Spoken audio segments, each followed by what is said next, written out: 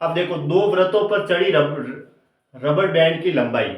अब ये दो सर्किल है, इन सर्किल पे एक रबर बैंड चढ़ाई गई है ना।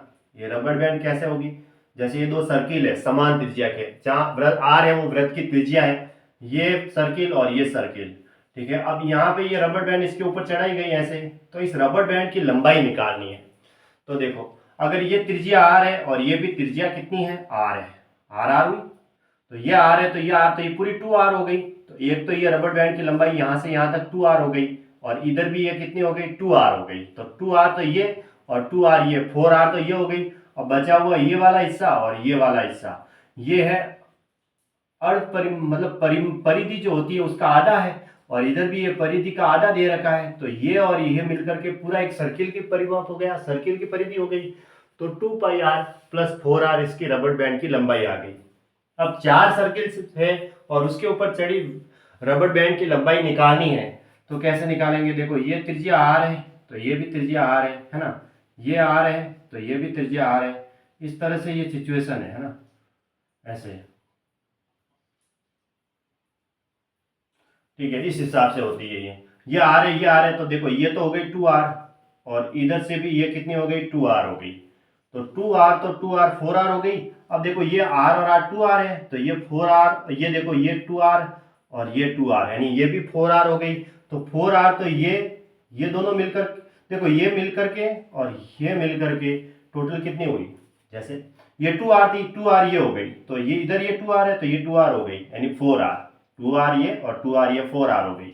अब ये 2r और ये 2r, टोटल ये भी 4r यानी 8r हो गई।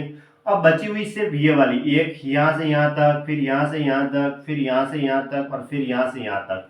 जब इन सबको इतना इतना जोड़ते हैं ना, तो ये एक पूरी सर्किल के ऊपर कवर करती है ऐसे। तो इसकी रबर बैंड की लंबाई हो गई 2πr प्लस 8r ऐसे, ठीक है। जैसे अगर मैं यहाँ से यहाँ तक लेता तो कितनी आई है, इस हिसाब से देखा जाए तो मतलब ध्यान में रखना है और कुछ नहीं, 2r इस हिसाब से। तो अब यहाँ पे मैंने नीचे लिखा तीन वृत्तों पर चढ़ी रबर बैंड की लंबाई। अगर तीन सर्किल आपस में जुड़ते हैं और इनके ऊपर एक रबर बैंड चढ़ाया जाए तो अब इनकी लंबाई क्या होगी। तो अगर देखो ये आर है तो ये भी आर ही हुई, आर, तो ये कितनी हो गई, 2r, ये 2r हो गई। उसके बाद में ये भी 2r हो गई और ये भी 2r हो गई, तो 6r तो हो गई। फिर देखो ये और ये और ये एक मिलकर के एक पूरी सर्किल की तरह जुड़ती है, सर्किल की बाउंड्री के ऊपर। तो 2πr प्लस 6r, कहने का मतलब ये हुआ अगर दो सर्किल पर रबर बैंड की चढ़ाई होती है तो रबर बैंड की लंबाई क्या होगी, परिधि तो होगी 2πr, उसके बाद दो सर्किल आता है तो 4r प्लस में। अगर चार सर्किल आते हैं और उनके ऊपर रबर बैंड चढ़ाया जाए तो लंबाई क्या आएगी, परिधि तो लिखनी है 2πr, अब चार सर्किल है तो यहाँ 4r था तो फिर यहाँ 8r कर दो। और अगर तीन सर्किल आता है और उनके ऊपर रबर बैंड चढ़ाया जाए तो 2πr तो लिखना ही है, प्लस तीन सर्किल है, तीन का दुगुना 6r ऐसे। चार सर्किल थे तो इसमें 8r जोड़ा, और दो सर्किल थे तो 4r जोड़ा, दो से गुणा करके, इस तरीके से, ठीक है। अब अर्धवर्त का परिमाप क्या होता है, पूरा पूरा सर्किल तो होता है 2πr का, है ना, 2πr का पूरा सर्किल होता है। जैसे अब ये अर्ध परिमाप होगा ना, इसने कहा ये यहाँ से यहाँ तक, जैसे मान लो ये एक सर्किल खींचा गया, इसको एक सर्किल समझना, अर्ध सर्किल पूरा तो ऐसे होता है, अर्ध सर्किल खींचेंगे ना, तो ये देखो आर त्रिज्या, ये आर त्रिज्या, तो आर और आर ये 2r हो गया।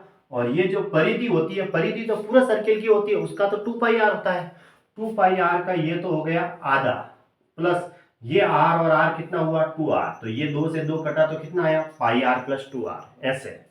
अर्धवर्त का क्षेत्रफल निकालना है तो जो पूरा पूरा वृत्त होता है तो क्षेत्रफल πr² होता है, उसका आधा कर दो 1/2πr², ये ध्यान में रखने का, ठीक है।